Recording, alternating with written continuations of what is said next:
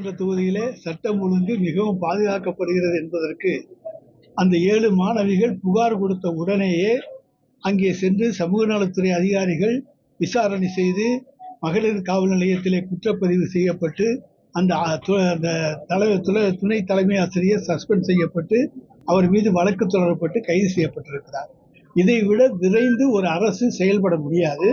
எனவே எங்கள் ஆட்சியிலே அந்த மாணவிகளுக்கு தைரியம் இருந்த காரணத்தாலே தான் அவர்கள் புகார் கொடுக்க முன் வந்தார்கள். இல்லை என்று சொன்னால் அந்த துணை தலைமை ஆசிரியர் தங்கள் வாழ்க்கையை கெடுத்து விடுவார்கள் என்று பயந்து அவர்கள் புகார் கொடுக்காமல் இருந்த காலம் ஒன்று.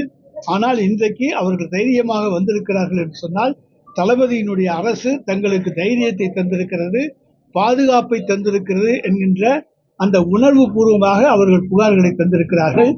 இதே நேரத்தில் உத்தரப்பிரதேச அரசோ குஜராத் அரசோ மராட்டிய அரசோ இந்த தைரியத்தை தந்தால் அங்கே இந்த மாதிரியான குற்றச்சாட்டுகளுக்கு பதிவதற்கு காவல் நிலையங்களிலே நேரமே இருக்காது.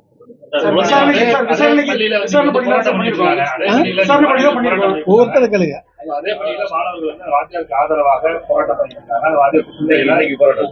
குற்றம் சாட்டி இது ஒரு பொய்யான வழக்கு போட்டு உள்ளது தான் 400க்கும் மேற்பட்ட பள்ளி மாணவர்கள்